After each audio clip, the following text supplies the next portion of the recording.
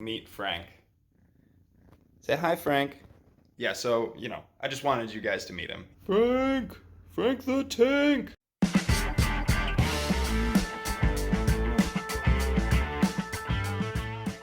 What's going on, everybody? I'm Logan. Welcome back to the Rise and Dave Show. It is August. It is finally August. July was insane. July was just craziness. If you've been following along with me on social media and things like that, or especially if you're a patron, then you've seen all of our moving videos and all the chaos and stuff along the way. But we're in the new house. We got a new house, so this is where I'm going to be shooting from now on.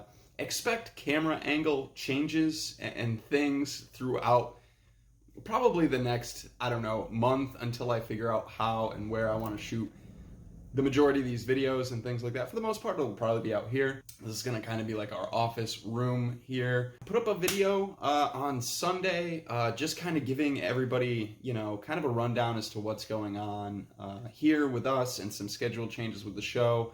I know that you guys are used to having this show on Sunday nights and ready to go, Monday morning and things like that. But with everything going on with the chaos right now and getting our house situated and still in the process of doing all these things, I'm going to be shooting this video from now on Sundays, but it won't go up until Wednesday. It's going to give me Monday and Tuesday to edit it, to really get my cuts right, to really get things a little bit better, hopefully, instead of just kind of cramming everything into Sunday.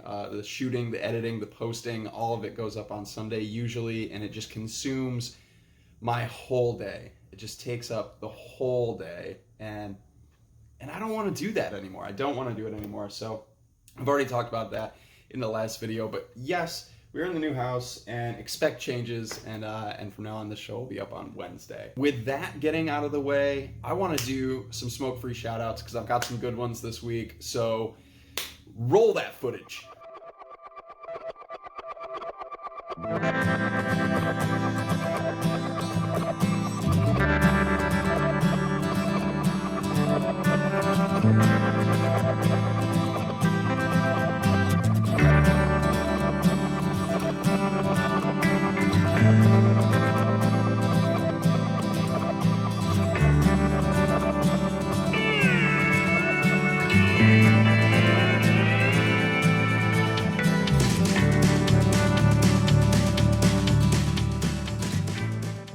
Right, yeah, SmokeFree shoutouts.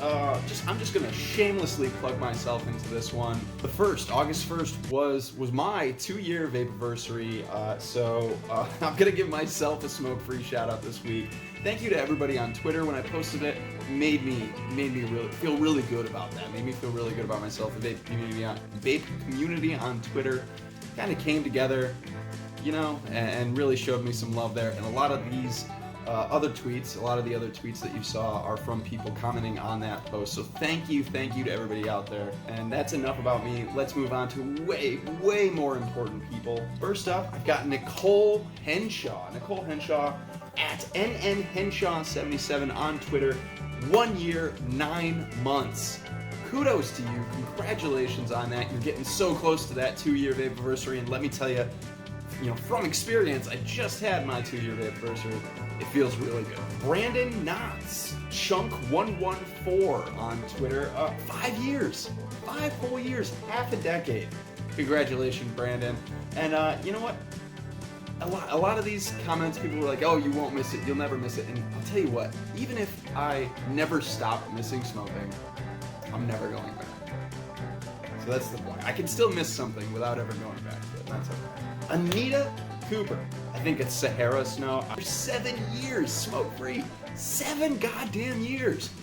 Wow. Hey, who's the guy that does wow? Owen Wilson. I do a terrible Owen Wilson. 7 years, Anita Cooper. Congratulations on being 7 years smoke-free. That's something to be incredibly proud of. I hope that you're proud of yourself, because god damn it, I'm proud of you. And last but definitely not least this week, I've got Sharecropper. Not Sharecropper, Sharecropper. 3.5 years. 3.5 years smoke-free. My gosh, you guys, just incredible. Just absolutely incredible. I'm so proud of every single person that let me know on Twitter how long they've been smoke-free for. So if any of you ever see this video, and I hope that you do, just know that I'm extremely proud of you. You guys are inspirations to everyone around you, to the people that you come in contact with, to anybody that you've helped get off of combustible cigarettes. You are heroes, and you are absolutely amazing. So be proud of yourselves. Hail yourselves. You guys are fantastic. That's all I've got right now. So if you guys have smoke-free stories, how long that you've quit, feel free to reach out to me on Twitter at Logan Exhales. And let me know. Just let me know. Let me know how long you have been smoke-free, and I'll be sure to take the time to make sure that you guys get a proper shout out, because this is my favorite part of the show. As much as I love the news and advocacy section, which we're gonna get to in just a minute, this part of the show is the most satisfying to me, where I get to reach out to people and congratulate them on all their hard work and everything that they've gone through to remain smoke-free. So reach out to me. DM me, guys, at me right on Twitter, or you can even email me. It's loganexhales@gmail.com. Let me know your stories so I can share it with everybody else. All right, moving on. Let's do some news and advocacy. Roll it. All right, so I know a lot of people have touched on this already, but last week, are you ready for this one? The House Oversight Committee's Economic and Consumer Policy Subcommittee. Did you get all that? The House Oversight Committee's Economic and Consumer Policy Subcommittee held a hearing about JUUL's influence in the quote-unquote teen vaping epidemic that is just ravishing our sweet, innocent, and delicate teens in the United States, teenagers that would never otherwise rebel, that would never ever otherwise engage in risky adult behavior. They had a 2-day hearing on JUUL's involvement in all of that, and they spoke to, first day they had a panel of doctors and other, Campaign for Tobacco-Free Kids were there. They had health experts on the panel as well. The first day was basically them giving all of their feedback and whatnot. Day 2, they had James Monsees, the co-founder of JUUL. I believe he's the... I don't know if they exactly say here what his exact title is. I don't believe he's CEO. He's chief product officer or something along those lines, but he was the co-founder of JUUL Labs. The second day was just him basically just being berated by the subcommittee panel, barely given any time to speak, and just berated. I felt really bad for this guy. Immediately after it was all done, I stopped feeling bad for James Monsees. I felt really bad watching it. It was really, you just kind of wanted to scream at this panel, at this subcommittee, really just for not giving this man even time to defend himself or defend his company. And everything that he did try, like the questions that they asked this man were just absurd. And it really showed just how ignorant our government is about what's going on with vaping. That they just don't understand it. They also don't understand marketing for any adult products or any products for that matter across the board. They don't understand it. They believe that if you use the color blue that you're marketing to kids, basically, like, it was really absurd and it was really upsetting. And I'm sure that there's going to be a lot more to follow, outside of that hearing that's going to go on, in exchange between all of those people and in exchange between JUUL Labs. I'm sure there's going to be a lot of emails and a lot of documents sent and signed because he really didn't even have time to speak. These people just did not give him the time of day. And I found that to be really unfortunate. I found it to be a really blatant just kick in the nuts of the American justice system and how things should work. You can't just berate somebody and not give them any time to defend themselves. It was really just a real big kick in the balls of the American system, and it was really just terrible to watch. But CNBC kind of have it. They've got a whatever coverage article of that, and I just wanted to read a few really quick pieces of this. Monsees told lawmakers that JUUL never wanted any non-nicotine users, and certainly not anyone underage, to use its products. He acknowledged federal data shows millions of high school students started vaping with JUUL's products as JUUL's products became popular. We've certainly made missteps, Monsi says. I understand the criticism of some of our actions in the past, but we moved on very quickly. And he's referring to things like pulling their flavors from the shelves, the creme brulee, the mango, the fruit and non-traditional flavors that they pulled from the shelves, leaving just their tobacco and their menthol or their mint on the shelves in convenience stores and gas stations. The rest of those flavors they pulled, and you could only buy them on their website exclusively. He also talks about how the only place online that you should be able to buy a JUUL is through JUUL. The JUUL market leader, JUUL the market leader, says its e-cigarettes are meant for adult smokers, not minors and non-smokers. E-cigarettes are built up as a way to give people their nicotine fix without all the harm that comes with cigarettes. Critics say they're merely a new look to hook a new generation on nicotine. This argument just, it never ends, and we, like, it's so frustrating when you hear hooking a whole new generation on nicotine. I want you to go down to your nearest 7-Eleven. I want you to tell me where the packs of Nicorette gum are, because if you go down to my 7-Eleven in my town, the packs of Nicorette gum, 4 milligram per piece Nicorette gum, is sold in the candy aisle.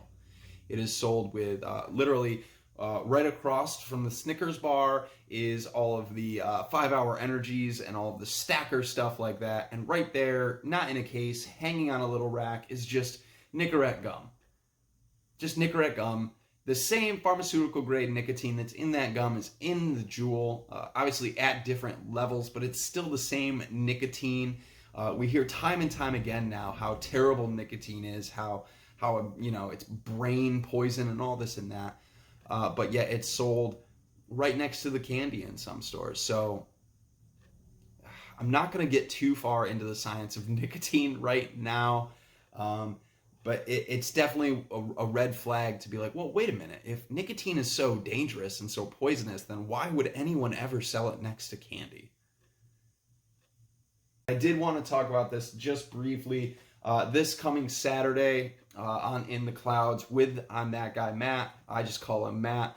Check him out. Check out his YouTube. Great guy.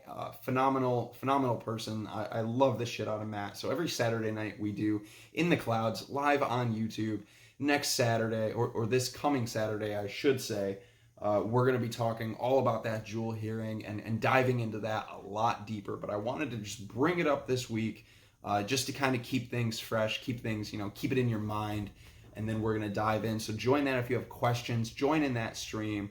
Come into the chat. Let us know your questions. I'm going to try to really, really dive into that hearing and take a lot of notes on it and try to get a lot of key points made. I'm also going to share both of those videos right down here in the description below for you guys to check out.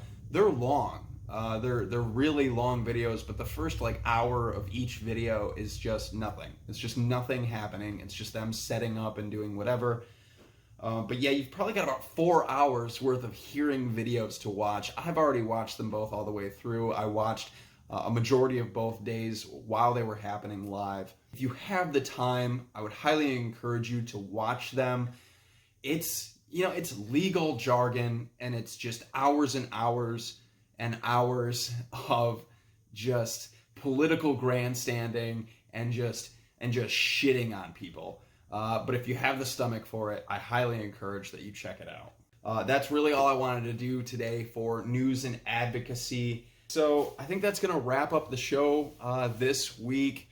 Much love to you guys. I know earlier in the show I said that this was gonna go up on Wednesdays because we're trying to improve the quality of the show, and then we just record our crotch for 15 minutes. So just know that we are definitely not professionals here. So to everybody out there in YouTube land, thank you from the bottom of our hearts. If you'd like to find me on Instagram or on Twitter, it is just @LoganExhales. I'll put that right at the bottom of the screen. If you ever want to email me, if you have any questions or things or something that you'd like shown on the show or a shout out or something like that, you can email me, loganexhales@gmail.com. Feel free feel free to share your stories and things like that with me if that's how you want to share your story for a smoke-free shout-out. I would love to get your story out there. I love the smoke-free shout-out segment. That's going to do it. To everybody out there, thank you again from the bottom of our heart and lungs. You guys are the best. So much love to everybody. Let's keep on vaping, huh?